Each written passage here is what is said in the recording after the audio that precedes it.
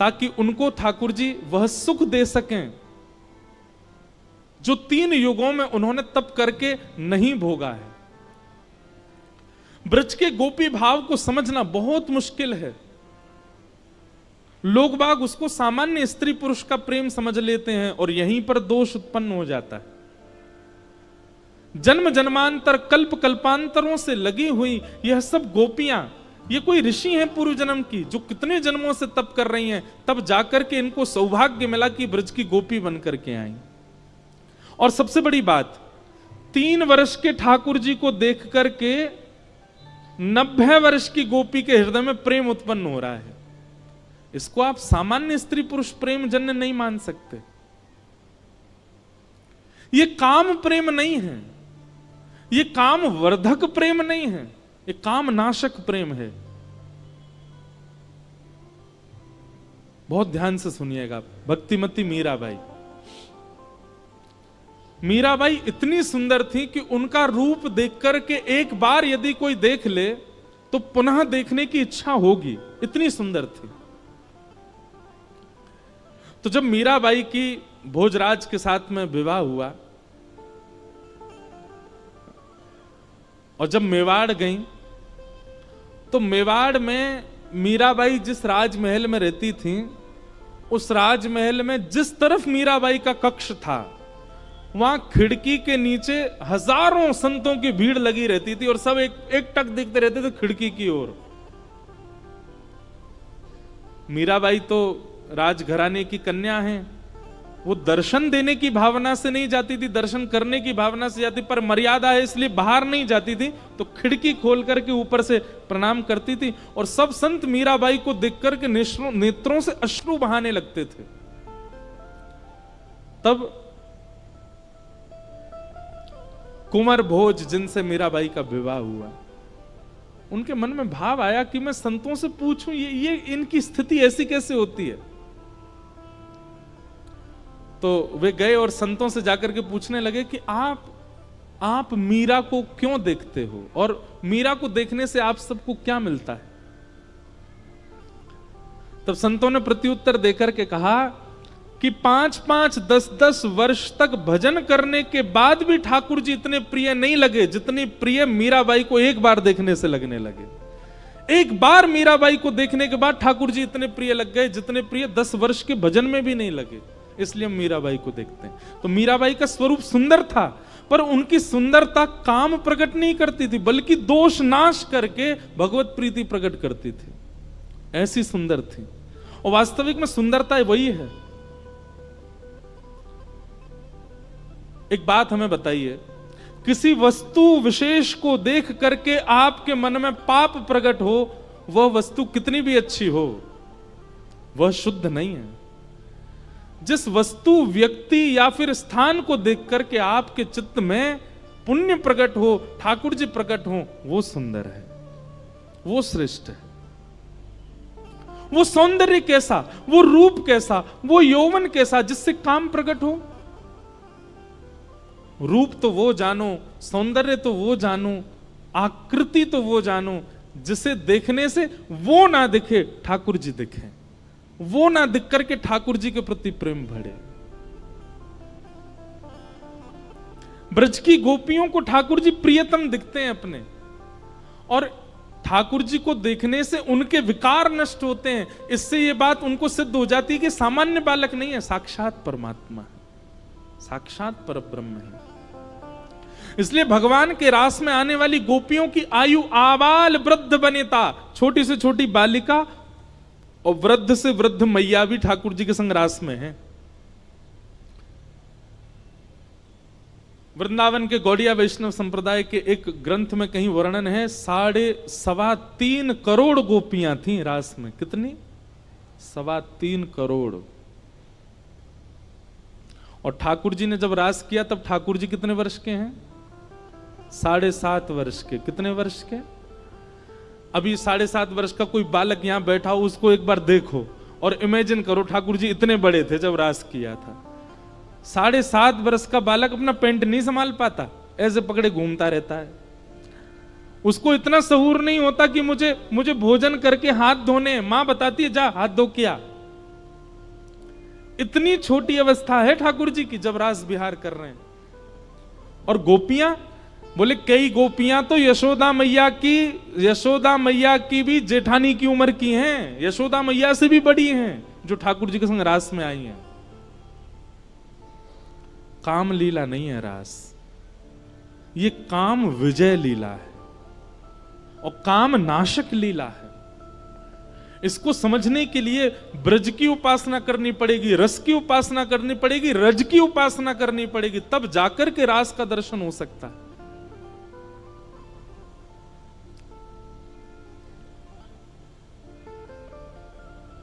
आज शरद पूर्णिमा का चंद्रमा जैसे उदित हुआ आकाश में, भगवान ने टेर बजा करके वंशी में सब कृष्ण प्रेम में उन्मुक्त गोपियों को बुलाया और सब गोपियां जिस कार्य में हैं यथावत वहीं उस कार्य को छोड़ करके भागी ठाकुर जी से मिलने के लिए।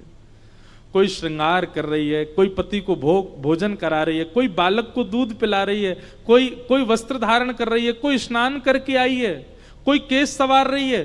तो मतलब अगर केस संवार रही है और कानों में ध्वनि वंशी की आ रही है तो ये नहीं सोच रही है कि मैं केस व्यवस्थित करके फिर जाऊं।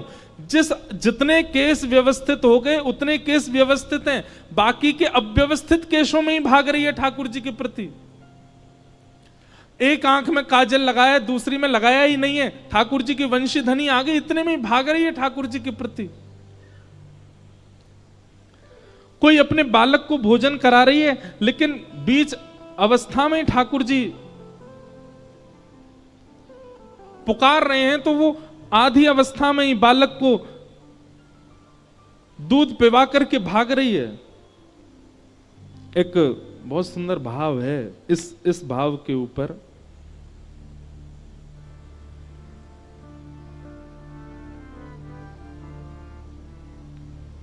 बहुत सुंदर भाव है।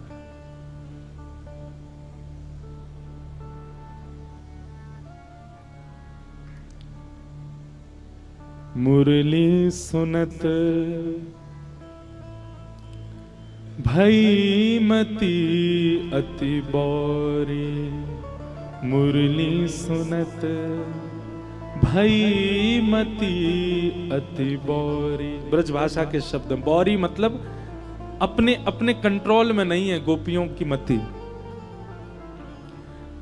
ग्रह ग्रह ते कारज तज अपने, ग्रह ग्रह ते कारज तज अपने, निकस चली मगदारी, निकस चली मगदारी, मुरली सुनत भई अति बौरी, मुरली सुनत भई अति बौरी। नयन सिंदूर मंग अंजत है, नयन सिंदूर श्रवण बिजौरा साजे, श्रवण बिजौरा साजे, शीश तरोना माल गुही कच्छम, शीश मरोना माल गुही, झुमक नाक विराजे, झुमक नाक। गोपियों की स्थिति बताई है। कोई एक कान में कुंडल पहन करके दौड़ी है, किसी ने केवल एक आंख में काजल लगाया है, कोई सिंदूर सिर पर लगाने की जगह अन्यत्र कहीं लगा करके दौड़ पड़ी है। ऐसी अव्यवस्थित होकर के गोपियां सब वंशी धुन सुनकर के दौड़ रही हैं। इसका अभिप्राय क्या है? ठाकुर जी जा दिन चित्त में आ गए ना, उस दिन संभलना भूल जाओगे आप। जब तक संभलना आ गया, जब तक संभलने की स्थिति में हो, जब तक सजने की स्थिति में हो, संवरने की स्थिति में हो, समझो अभी संसार के ही हो। ठाकुर जी जादना चित्त में आ गए, सब भूल जाओगे। कैसे बन के रहना चाहिए, कैसे सज के रहना चाहिए, कैसे संभल के रहना चाहिए, ये स्थितियां सब ठाकुर जी दूर कर देंगे।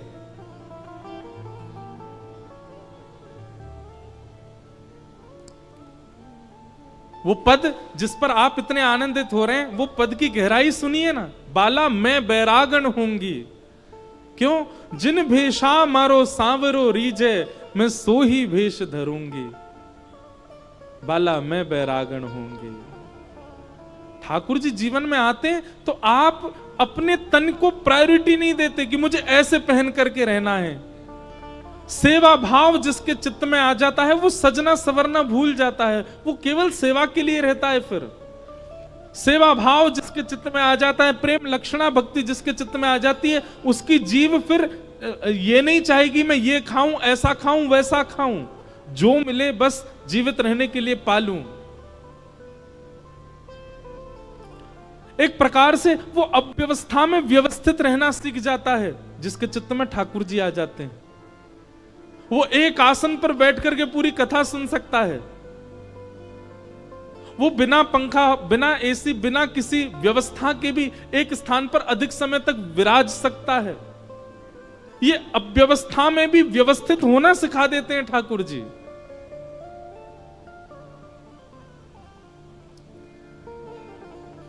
गोपियां सब दौड़ी और अव्यवस्थित स्थिति में जा रही हैं। ठाकुर जी जैसे ही नेत्र खोल करके देखते हैं तो सब गोपियां सामने खड़ी हैं। भगवान ने सब गोपियों के आने का कारण पूछा। तत्पश्चात भगवान ने 10 श्लोकों में बार बार गोपियों से कहा अपने घर वापस चली जाओ, पर गोपियां नहीं गईं। भगवान जब शांत हो गए तब गोपियों ने प्रत्युत्तर दिया कि नाथ, आप ही तो कहते हो सब छोड़ करके मेरी शरण में आ जाओ, और हम जब सब छोड़ करके आ गए तो हमसे कह रहे हो वापस चली जाओ।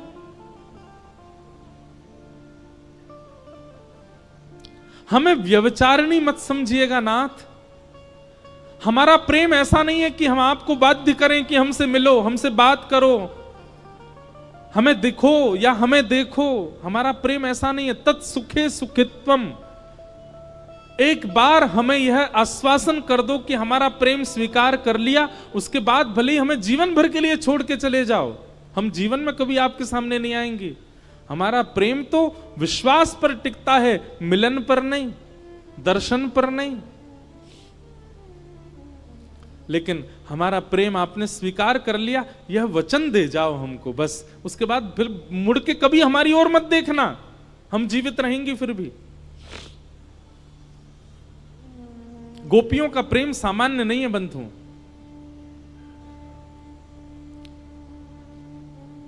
उद्धव जी महाराज जब वृंदावन जाते हैं तो गोपियां कहती हैं उद्धव, वृंदावन से मथुरा इतना दूर नहीं है कि हम कृष्ण से मिल नहीं सकती, दिन में 2 बार जाके मिलके आ सकती हैं, पर हमारा प्रेम हमको अनुमति नहीं देता। हमारा प्रेम ऐसा नहीं है कि हम जबरदस्ती जाएं और जाकर के नित्य उसका दर्शन करें। बिना दर्शन के भी कृष्ण मन कृष्ण धन, कृष्ण ही हमारो मन, रोम रोम में कृष्ण विराजमान है उद्धव। हमारा प्रेम ऐसा नहीं कि हम उनसे मिलें या उनको यहां खींच के लाएं या बार बार अपने एहसान बताएं, हमने उनके लिए ऐसा किया और तुम हमें छोड़ के चले गए। हमारा प्रेम ऐसा नहीं है उद्धव। हमारा प्रेम तो विश्वास पर टिका है। जीवन भर कृष्ण लौट करके नहीं आए तो भी हम उनसे ही रहेंगे, उनसे प्रेम करेंगे, उन्हीं की रहेंगी। नारद भक्ति सूत्र में नारद जी कहते हैं प्रेम कैसा, बोले ब्रज की गोपियों जैसा, यथा ब्रज गोपिका नाम।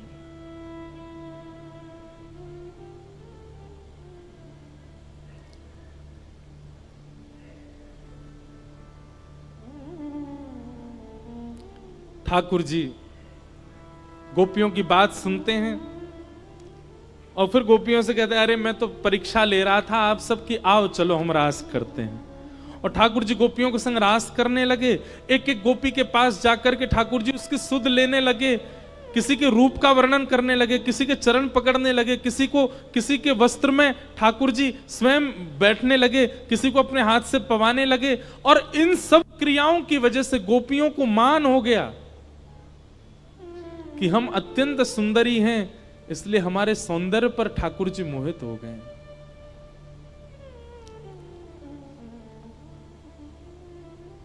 बंधुओं, एक बात मेरी बहुत ध्यान से सुनिएगा। हम इतनी भक्ति करते हैं, इतना भजन करते हैं, इतना नाम जप करते हैं, इतनी कथा सुनते हैं, इतनी सेवा करते हैं, फिर भी ठाकुर जी प्रकट क्यों नहीं हो रहे हैं? क्योंकि कहीं ना कहीं ठाकुर जी को यह चिंता है कि मेरे प्राकट्य से इसके चित्त में यह मान ना आ जाए कि मैंने ठाकुर जी को प्रकट कर दिया। ठाकुर जी को हमारी चिंता है कि कहीं इसको अभिमान ना हो जाए। अरे हम 2-4 कथा क्या सुन लेते हैं, 2-4 कथा सुना क्या देते हैं, तिलक लगा करके कुछ दिन रह क्या लेते हैं, हमको इसी से मान हो जाता है। ठाकुर जी प्रकट हो गए, हमारे हाथ से पाने लगे, हमसे श्रृंगार कराने लगे, हम तो ढिंडोरा पीट देंगे पूरी दुनिया में। मान करेंगे कि हमारी भक्ति की सामर्थ्य देखो, ठाकुर जी प्रकट कर दिए। इस भय के कारण ठाकुर जी प्रकट नहीं होते कि कहीं इसको मान ना हो जाए, क्योंकि गोपियों के चित्त में मान हो गया।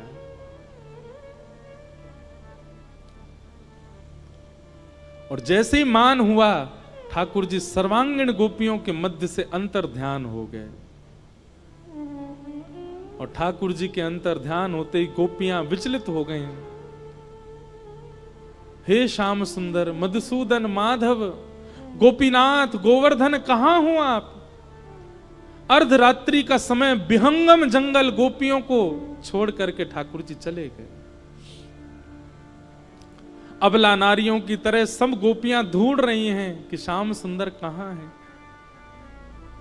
प्यासे को एक घूंट पिला करके पानी दूर कर दिया जाए तो वो प्यासा तड़प करके मर जाएगा। वैसी स्थिति गोपियों की हो गई।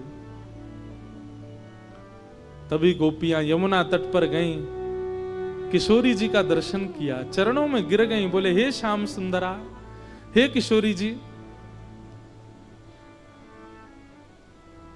कहां चले गए श्याम सुंदर?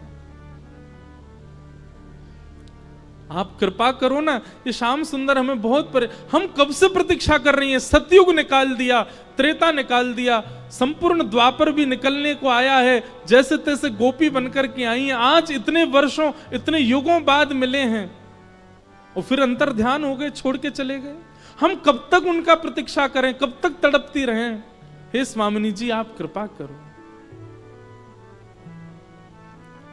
हे सुन राधिका दुलारी, तेरे द्वार का भिखारी हूं मैं, श्याम का पुजारी,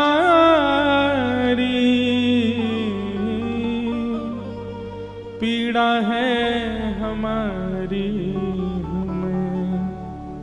श्याम ना मिला हमें, श्याम ना मिला हमें, श्याम मिला हमें, श्याम ना मिला हमें। हे सुने राधिका दुलारी, सुने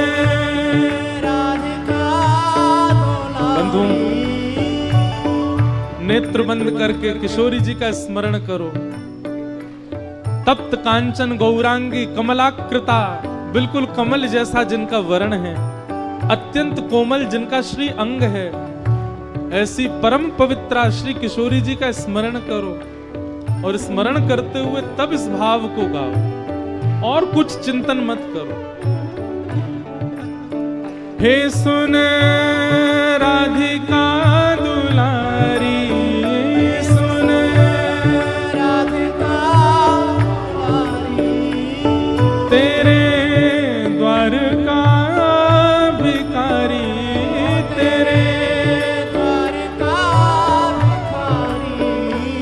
तेरे श्याम का पुजारी,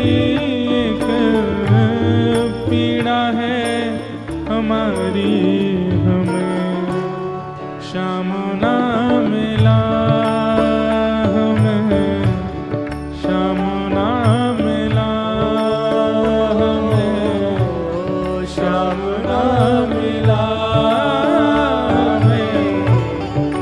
श्याम ना मिला, ओ हमें श्याम ना मिला, हमें श्याम ना मिला, हमें ओ श्याम ना मिला।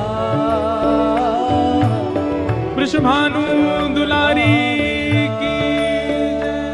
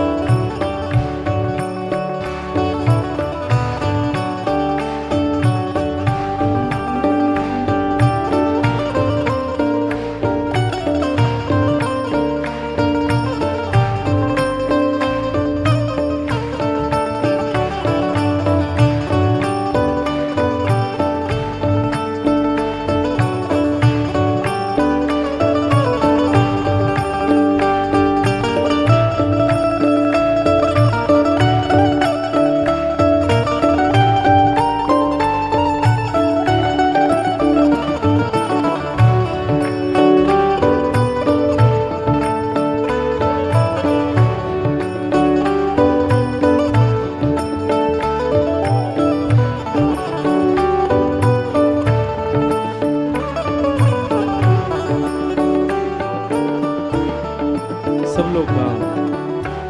सोचते थे कान्हा कहीं कुंजल में होगा,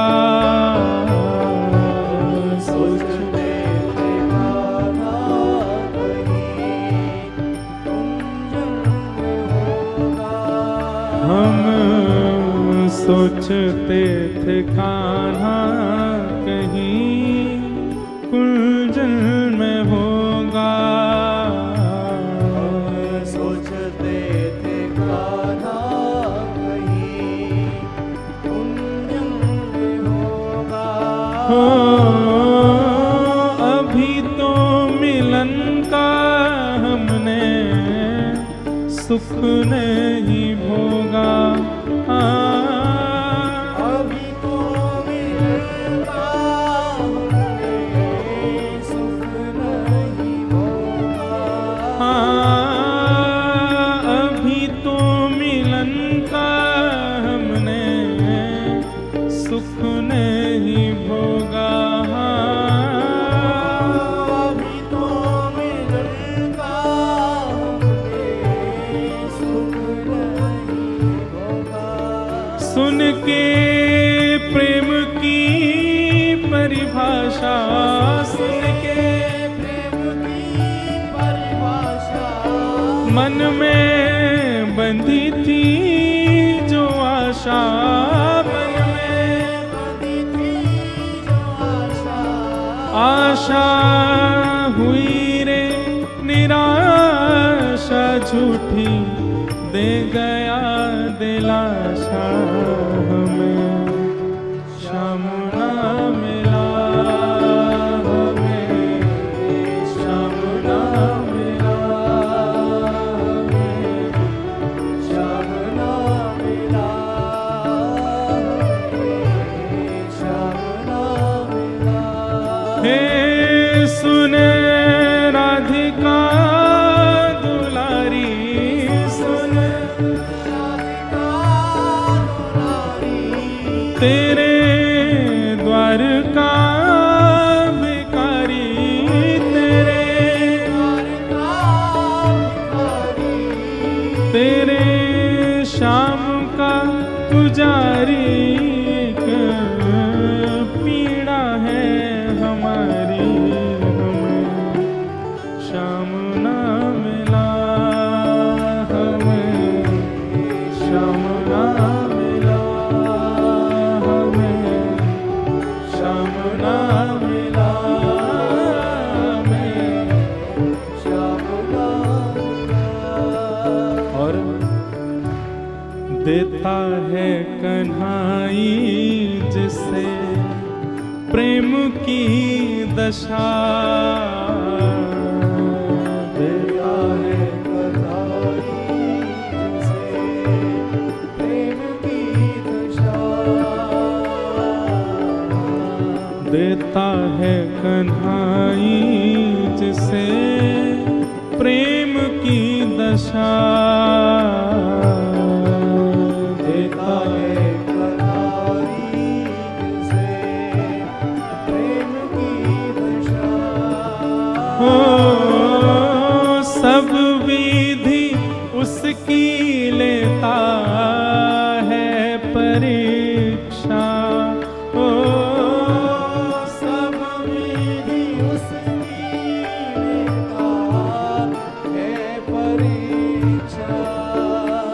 कभी निकट बुलाए,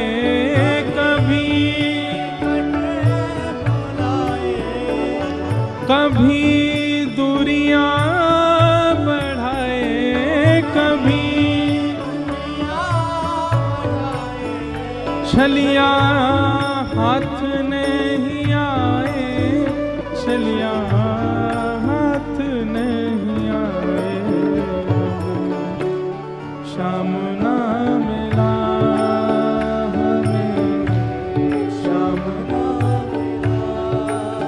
हमें, श्याम ना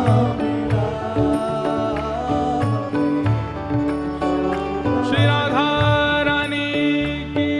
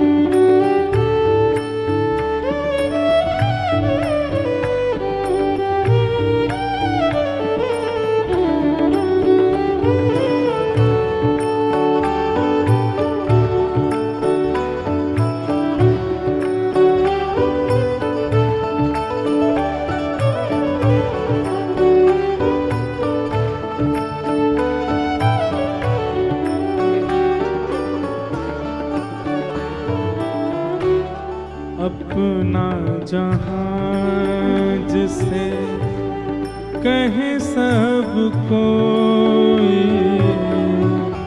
अपना जहां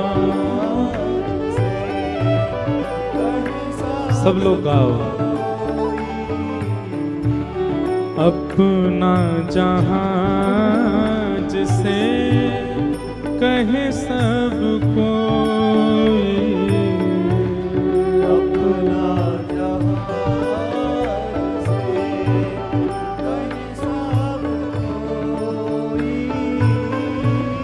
उसके लिए ही मैं दिन रात रोई, उसके लिए ही दिन रात नाता दुनिया से तोड़ा, नाता नेहा सावरे से जोड़ा, नेहा सावरे से जोड़ा। उसने ऐसा मुख मोड़ा, मुझे कहीं का न छोड़ा।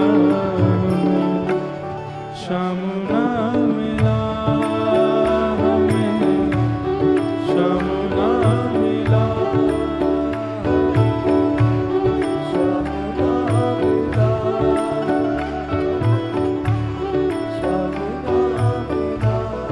हे सुन राधिका दुलारी, सुन राधिका दुलारी, तेरे द्वार का भिखारी,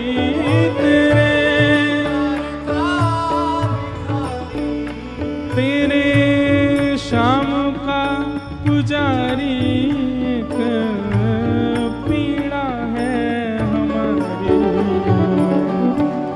श्याम ना मिला हमें, श्याम ना मिला हमें, श्याम ना मिला हमें, श्याम ना मिला हमें, श्याम ना मिला हमें, श्याम ना मिला हमें, श्याम ना मिला हमें, श्याम ना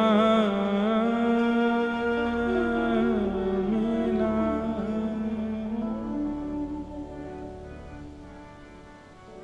बंधु,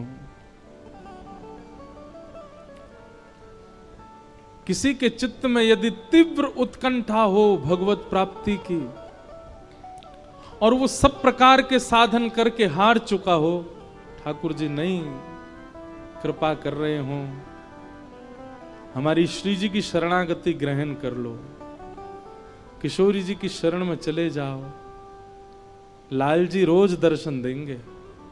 किशोरी जी की शरणागति जिसको हो जाती है, लाल जी नित्य दर्शन देते हैं उसको। कितने ऐसे भक्त हुए हमारे ब्रजमंडल में, कृष्ण कृष्ण कृष्ण कृष्ण कृष्ण कृष्ण जपते रहे, ठाकुर जी ने अनुग्रह न कियो, लेकिन जैसे ही करुणामयी हमारी श्री राधा रानी को भजनों प्रारंभ कियो, सो ही ठाकुर जी प्रकट है गए और ठाकुर जी वाकु दर्शन देने लगे, अनुभव कराने लगे।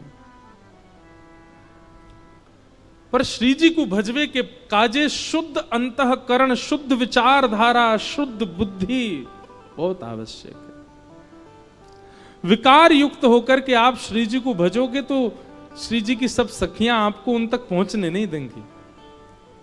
इसलिए बिल्कुल निर्विकार शुद्ध अंतःकरण कर लो, सहज भाव चित्त में धारण कर लो, श्री जी को भजो, दोनों युगल मिलेंगे, कृपा करेंगे। सब गोपियों को किशोरी जी ने दृष्टि भर के देखा और सब गोपियों ने गोपी गीत का गान किया। जयति तेधिकं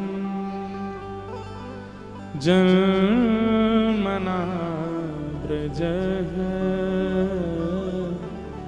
श्रयतनुदिरा सस्वदत्रिः दैतदृश्यता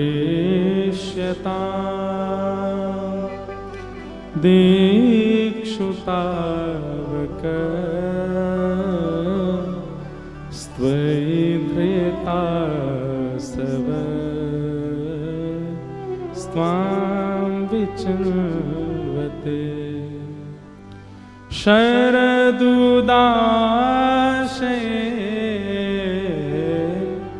साधुजात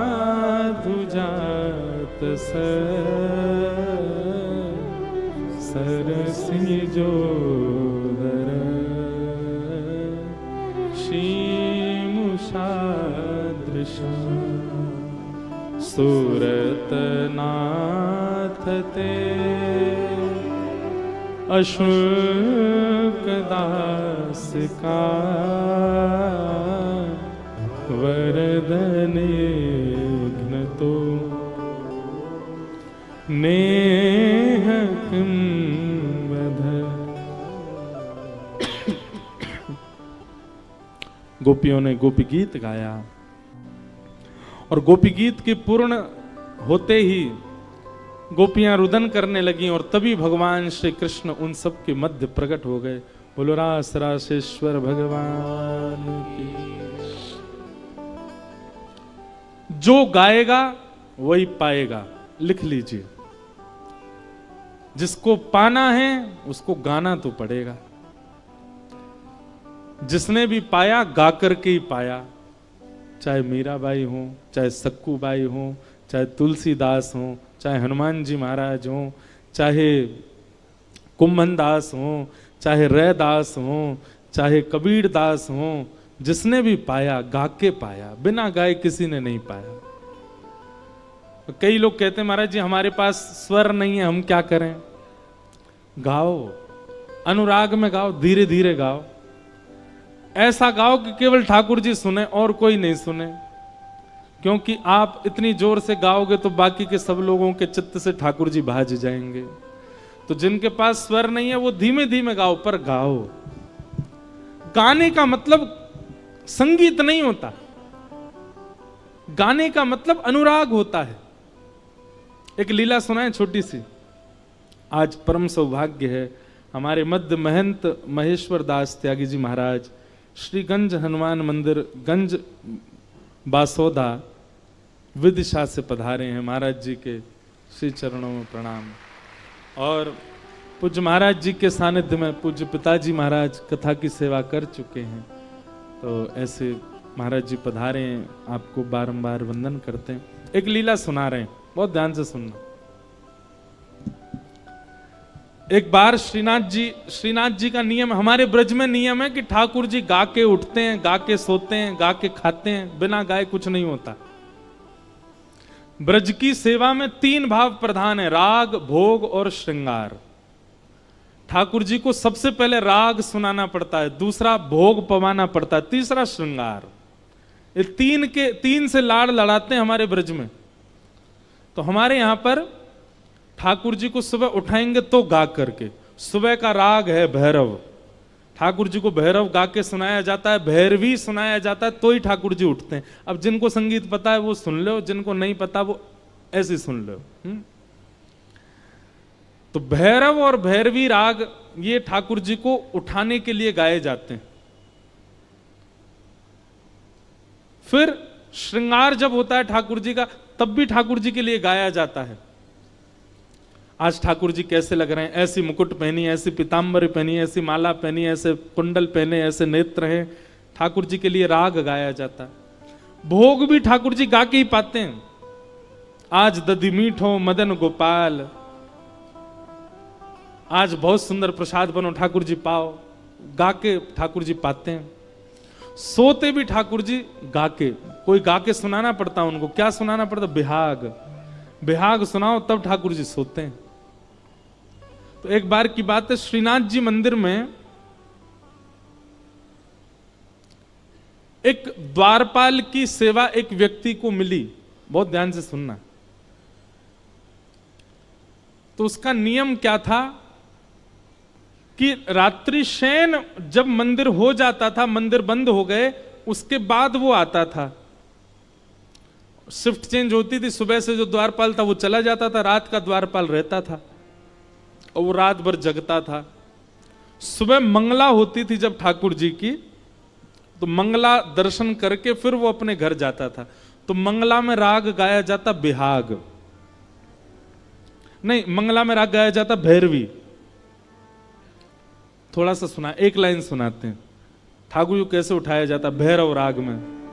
मोहन जागिए बलि जई हैं, लाला जागिए बलि जई, तेरे कारण श्याम सुंदर मैं नई मुरलिया लई, मोहन जागिए बल जई हैं, लाला जागिए बल जई।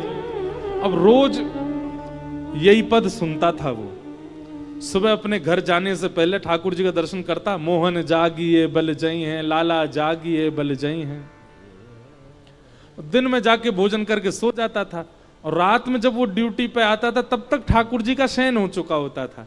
तो रात भर मंदिर की पहरेदारी करता था और वो रात भर यही गाता था, मोहन जागिए बल जई हैं। और हमारे ब्रज का नियम है, अगर आपने रात में भैरव गा दिया तो आपकी सेवा टूट जाएगी, क्योंकि ठाकुर जी उठ जाएंगे, फिर आपको मंगला करनी पड़ेगी ठाकुर जी की। ठाकुर जी की नींद कितनी कच्ची, कोई भैरव रात में गा दे गलती से अगर, तो ठाकुर जी उठ ही जाते हैं। और रात भर मंदिर की पहरेदारी करता, मंदिर के सब लोग तो सो गए जाके, और रात भर गाता, तेरे कारण श्याम सुंदर। और वो तो भाव से गाता था, लेकिन भीतर स्थिति क्या होती, गर्भगृह में भगवान उठ के बैठ जाते।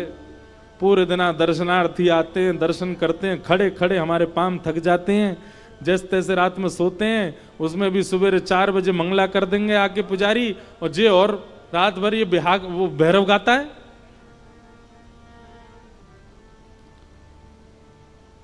ठाकुर जी खूब कोशिश करें, कान बंद करें, इधर उधर सिर करें, लेकिन ठाकुर जी का स्वरूप ऐसा बन चुका है कि भैरव कोई छेड़ दे तो उठ जाते हैं। नहीं सोए ठाकुर जी रात भर। इतने में 4 बज गए, मंदिर के घंटे घड़ियाल बजे, मंगला आरती, सोई ठाकुर जी जाके अपने स्थान पर खड़े हो गए। अब मंगला होगी, कपाट खुले, जय हो श्रीनाथ प्यारे की जय, गोवर्धन नाथ की जय, गिरिराज धरण की जय। गोसाई जी ने आरती वगैरह तैयार करी, ठाकुर जी की आरती करने लगे। ठाकुर जी बेचारे रात भर के नहीं सोए, आंखें लाल पड़ गई हैं ठाकुर जी की। एक दिन हो गया, ठाकुर जी बोले कल बहुत सोऊंगा मैं, आज की और कल की दोनों की निद्रा कल पूरी करूंगा। रात में बेचारे गहरी निद्रा में जैसे ही ठाकुर जी सोवे गए, शयन आरती हो गई, ठाकुर जी सो गए, सारे मंदिर के लोग चले गए। और रात में आया ड्यूटी पे, उसने फिर से मोहन जागिए। और वो तो जिसको गाने की लत होती है ना, वो कुछ ना कुछ गुनगुनाता ही रहता है। ठाकुर जी बोले कहां करूं, या कोई आने तो आकर के मेरी सबरी निद्रा भंग कर दी है। एक दिन, 2 दिन, 3 दिन हो गए ठाकुर जी नहीं सोए। चौथे दिन बंधुओं ऐसा हुआ कि सवेरे मंगला करने के लिए जैसे ही गुसाई जी आए, सो ठाकुर जी अपनी ब्रह्म वेदी पर खड़े खड़े झोंकाले में। गुसाई जी ने तुरंत पर्दा किया, पर्दा करके जय जय आप सोए नहीं, नेत्र आपके लाल पड़े हैं और ये इतनी निद्रा क्यों आ रही? ठाकुर जी बोले जल्दी गोद करो, मुझको नींद आ रही है। और ठाकुर जी गुसाई जी की गोद में ही सो गए। गुसाई जी ने ठाकुर जी की पूरी सेज देखी, कोई ऐसा तो नहीं कि भैया चद्दर में कछु घुस गए हो, ठाकुर जी को कुछ चुभ रहे हो, सब देखा, लेकिन कोई भी ऐसी बात नहीं। आज श्रृंगार आरती 4 घंटा विलंब से हुई ठाकुर जी सो गए। जब ठाकुर जी उठे, श्रृंगार किया, गुसाई जी बोले जय जय आप सोए क्यों नहीं, कोई पीड़ा आपको? ठाकुर जी बोले तुमने नयो द्वारपाल रखो है, रात भर भैरव गावे, ये सवेरे मंगला में भैरव सुन के जावे, फिर रात में आवे, रात भर भैरव सुनावे, मेरी नींद टूट जाए। गुसाई जी को क्रोध आया और गुसाई जी ने उस द्वारपाल को सेवा से हटा दिया। 3-4 दिन निकल गए। अब 3-4 दिन बाद ठाकुर जी की जैसी सुबह सुबह मंगला आरती होने लगी, तो मंगला आरती में फिर देखे ठाकुर जी आज फिर झोंका ले रहे हैं। गुसाई जी बोले जय जय अब तो मैंने वो सेवाते हटा दियो, अब तो रात भर आपको राग नहीं सुनाई देते होंगे, अब क्यों नींद आ रही है आपको? ठाकुर जी बोले अब राग बदल गए, अब हमको भैरव सुन के नींद आती है। अब रात में भैरव सुन सुन करके हमारी आदत होगी, जब तक भैरव नहीं सुनाओगे। अब मंगला में सब भैरव गा रहे हैं, ठाकुर जी को उठाती सब भैरव सुना रहे हैं, अब भैरव गा रहे हैं तो हमको नींद आ रही है, क्योंकि अब उसकी वजह से हमारी आदत हो गई है भैरव सुन के सोने की। और भैया तुमने वाकु सेवा से गलत निकारो, वाकु बुलाओ, वाकु स्वर बहुत अच्छा लगे, अब तो वाके काजे मैं भैरव भी सुनूंगा रात में। इतना ठाकुर जी प्रेम करते हैं गायन से।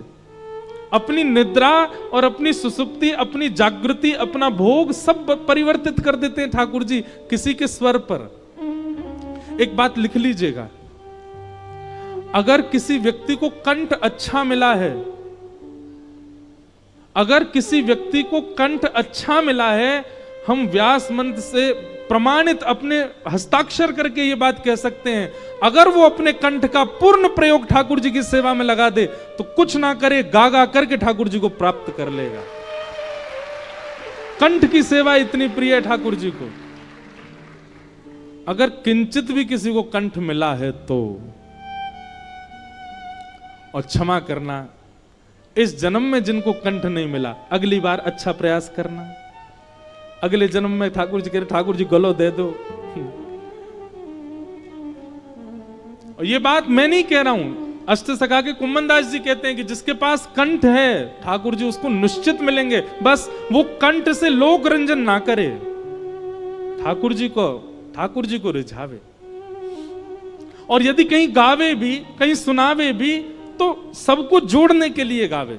हम इसी बात से बंबई छोड़ के कथा करने लग गए, नहीं तो हम तो संगीतज्ञ बनने जा रहे थे। पर इसी बात से हमारे नाना जी पंडित श्री कृष्णलाल शास्त्री जी ने हमको मोड़ दिया। बोले लोक रंजन मत करे लाला, गले ते करनो है तो श्री कृष्ण रंजन कर। तब से फिर कथा में लग गए। तो जिसने पाया गा के पाया, इसलिए गाना प्रारंभ करो और स्वर नहीं है तो धीमे धीमे गाओ, पर गाओ। गोपियों ने गोपी गीत गाया, ठाकुर जी प्रकट हो गए और भगवान ने सब गोपियों के साथ में महारास किया। राधा नचे कृष्ण नचे, नचे गोपी जन। राधा नचे कृष्ण नचे, नचे गोपी जन। हे राधा नचे कृष्ण नचे, नचे गोपी जन। राधा नचे कृष्ण नचे, नचे गोपी जन। क्योंकि मन मेरा बन गया सखीरी पावन वृंदावन। भाव से हे राधा नचे कृष्ण नचे, नचे गोपी जन। राधा नचे कृष्ण नचे, नचे गोपी जन। क्योंकि मन मेरा बन गया सखीरी पावन वृंदावन।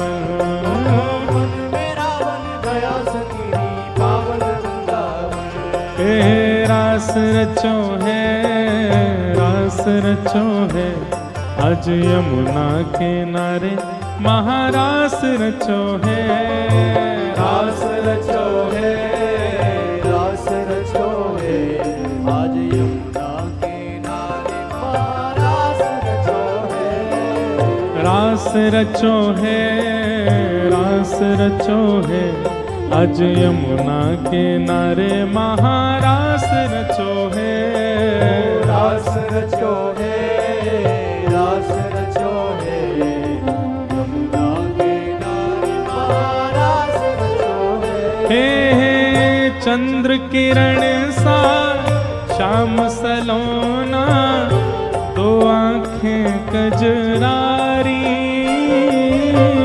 चंद्र किरण सा श्याम सलोना, दो आंखें कजरारी।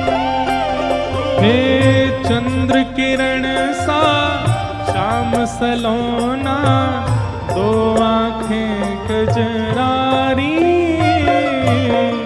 चंद्र किरण सा श्याम सलोना, दो आंखें कजरारी।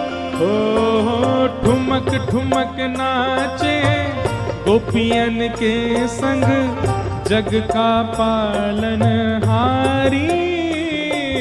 ठुमक ठुमक नाचे गोपियन के संग, जग का पालनहारी। रास बिहारी संग राधा सुकुमारी। रास बिहारी संग राधा सुकुमारी। रास बिहारी संग राधा सुकुमारी। रास बिहारी संग राधा सुकुमारी। ओ ब्रज में विराज रे, श्याम संग राधा नाचे रे। श्याम संग राधा नाचे। ओ श्याम संग राधा नाचे। ओ श्याम संग राधा नाचे। भाव से हे राधा नचे कृष्ण नचे, नच गोपी जन। राधा नाचे कृष्ण नाचे, नाचे गोपी जन। ओ राधा नाचे कृष्ण नचे, नच गोपी जन। राधा नाचे कृष्ण नाचे, नाचे गोपी जन। क्योंकि मन मेरा बन गया सखीरी पावन वृंदावन। मन मेरा बन गया सखीरी पावन वृंदावन। ओ मन मेरा बन गया सखीरी पावन वृंदावन। ओ मन मेरा बन गया सखीरी। बोले रास रासेश्वर भगवान की।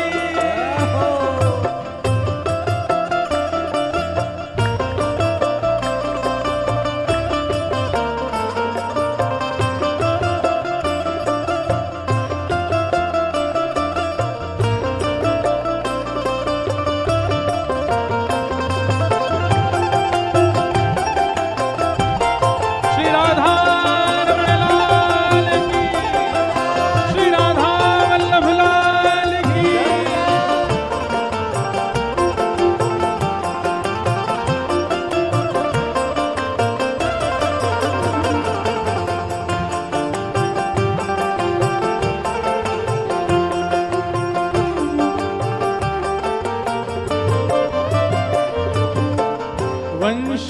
वट पे यमुना तट पे कान्हा रास रचावे। ओ बंशी वट पे यमुना तट पे कान्हा रास रचावे। और गोपी बन के शंकर आए गोपेश्वर कहलाए। गोपी बन के बोल गोपेश्वर महादेव की। गोपेश्वर कहलाए। डम डम डमरू बाजे कान्हा की मुरली पे। डम डम डमरू बाजे कान्हा की मुरली पे। डम डम डमरू बाजे कान्हा की मुरली पे। डम डम डमरू बाजे कान्हा की मुरली पे। जग सारा नाचे रे श्याम संग राधा नाचे रे। श्याम संग राधा नाचे। ओ श्याम संग राधा नाचे रे। श्याम संग राधा नाचे। आओ गोकुल में देखो वृंदावन में देखो रे। गोकुल में देखो वृंदावन में देखो रे।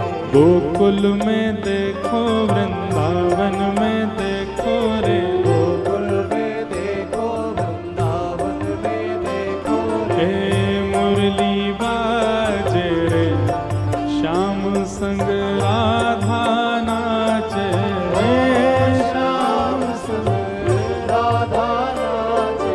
ओ श्याम संग राधा नाचे रे।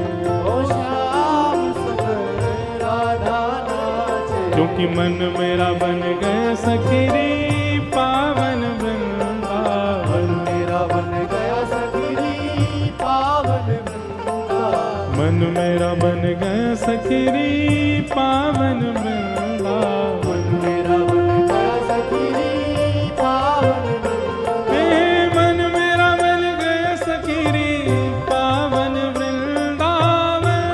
बन गया सखीरी पावन वृंदावन। मन मेरा बन गए सखीरी पावन वृंदावन। मेरा बन गया सखीरी पावन वृंदावन। मन मेरा बन गए सखीरी पावन वृंदावन।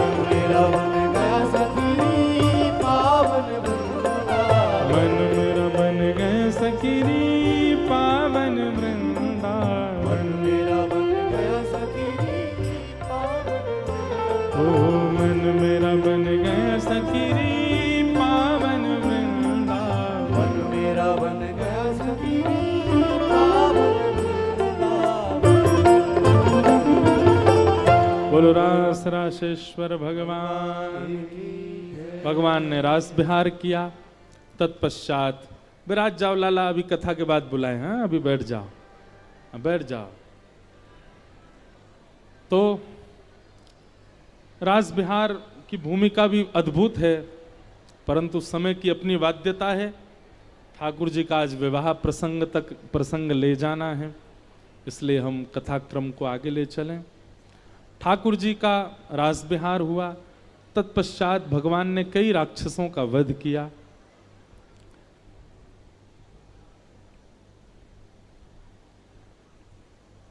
एक दिन की बड़ी मधुर घटना। भगवान को सखा मधुमंगल ठाकुर जी तो बोलो, बोले लाला सबरी गोपी तेरी आरती करें, सब संतजन तो को प्रणाम करें, सब भक्तजन तेरे चरणन में लौटे, या के पीछे राज कहा है। ठाकुर जी बोले राज कछु ना है, हम भगवान है। मधुमंगल बोलो घूम फिर के एक ही बात है तो पे तू भगवान है, हम जा बातें ना मानेंगे कि तू भगवान है। ठाकुर जी बोले और काय को सब मों को प्रणाम करें, फिर बता। वो लाला ये तू मोर मुकुट पहने ना, या में जरूर कछु चमत्कार है।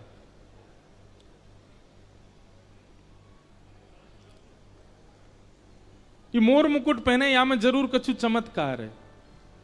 और ये तू कारी कमरी डार के डोले ना, जरूर या में कछु टोना है, यही के मारे सब तोते आकर्षित है जाएं। ठाकुर जी बोले ऐसी कोई बात ना है भैया, इस सबरे मुंह में भगवान देखें या हमारे मुंह में प्रणाम कर। मधुमंगल बोलो नहीं, तेरे मोर पिछ में, कारी कमली में, पीतांबरी में, यही में ही कछु टोना है। और मधुमंगल ने मन में विचार करी, काउ दिना में लाला के वस्त्रन को हरण करके मैं पहनूंगा, सब मुंह पूजेंगे। एक दिना ठाकुर जी जमुना स्नान करवे गए, ठाकुर जी ने पीतांबरी उतार दी, मोर पिछ नीचे धर दियो, कारी कमली धर दी। मधुमंगल ते कही लाला तू भी नहा ले। मधुमंगल बोलो मेरो मन ना है, मुंह को सर्दी है गई, लाला तू ही नहा ले। और ठाकुर जी तो यमुना जी में प्रवेश कर गए। मधुमंगल ने ठाकुर जी की पीतांबरी पहन ली, कारी कमली पहन ली, और अपने केस ऐसे जूड़ा बना के वहां पर मोर पिछ लगा लियो, और ठाकुर जी जैसो पत्रावली बना के बंशी लेके मधुमंगल डोलन लगो। बोले अब मैं भी जाऊंगा संतन के पास, गोपीन के पास, सब मेरो सम्मान करेंगे। इतने में ही कंस ने एक राक्षस भेजा था, उसका नाम था केसी। तो केसी राक्षस जब ब्रज आ रहा था तो उसने कंस से पूछा कि आपके शत्रु का हुलिया कैसा है। तो कंस ने कहा वो मोर पंख पहनता है, काली कमली डालता, पीतांबरी पहनता, बंशी बजाता, टेढ़ी मेढ़ी चाल चलता है। केसी बोला ठीक है। अब केसी राक्षस जैसी आया, ढूंढ रहा था, ठाकुर जी को मिल गया मधुमंगल। अब मधुमंगल को देख करके केसी ने उस पर आक्रमण किया। मधुमंगल ने देखी राक्षस भाग रहा है पीछे। मधुमंगल बोलो लाला पहन के जावे तो सब को प्रणाम करें, मैं पहन के निकलो तो राक्षस आगो। लाला बचाइयो, काना बचाइयो, अरे देख जे राक्षस मुंह को मार रहे हो, लाला मेरी रक्षा कर। ठाकुर जी यमुना जी में तैर रहे थे, ठाकुर जी ने कही मधुमंगल कहां से चिल्ला रहे हो। तभी देखी ओ पीतांबरी पहन के, कारी कमरी डार के, मोर पिछ लगाए डोल रहे, और तभी देखी पीछे राक्षस घूम रहा है। ठाकुर जी यमुना जी से बोले ना ना लाला मधुमंगल, अब तू अपनी रक्षा स्वयं कर ले। तोते मना करी ना कि यार रूप में कछु नहीं है भैया, मैं जय जय हूं, माने ना है मेरी बात है। मधुमंगल दौड़ता दौड़ता करो मान ली भैया तू ही जय जय, तेरे पाम पूज रहा हूं, तू ही भगवान है, तेरी रोज आरती करूंगा, लाला मोह याते बच्चा। ठाकुर जी निकल करके बाहर आए, और जैसे ही केसी सामने आए, एक मुष्टिक प्रहार किया, एक मुष्टिक प्रहार में ही केसी का वध हो गया। मधुमंगल आयो, ठाकुर जी के सामने आके खड़ा है। ठाकुर जी उसको देख रहे हैं ऊपर से नीचे तक। बंसी बजा के दिखाइयो ने, ना लाला मुंह पे ना बजेगी, तू ही धर अपनी बंसी, तू ही धर अपनो मोर पंख, मोह ना बननो आज के बाद, जय जय तू ही है मेरो जय जय। ऐसे ठाकुर जी ने केसी राक्षस का वध किया। कंस ने अनेक राक्षसों को भेजा, भगवान ने सबका वध किया। नारद जी ने जाकर के कंस को चेताया। कंस ने धनुर्यज्ञ का कार्यक्रम किया, और धनुर्यज्ञ में भगवान श्री कृष्ण को अक्रूर जी के द्वारा आमंत्रित करवाया। अक्रूर जी भगवान को लेने के लिए ब्रज गए, और भगवान परसों का आश्वासन देकर के ब्रज से मथुरा आ गए।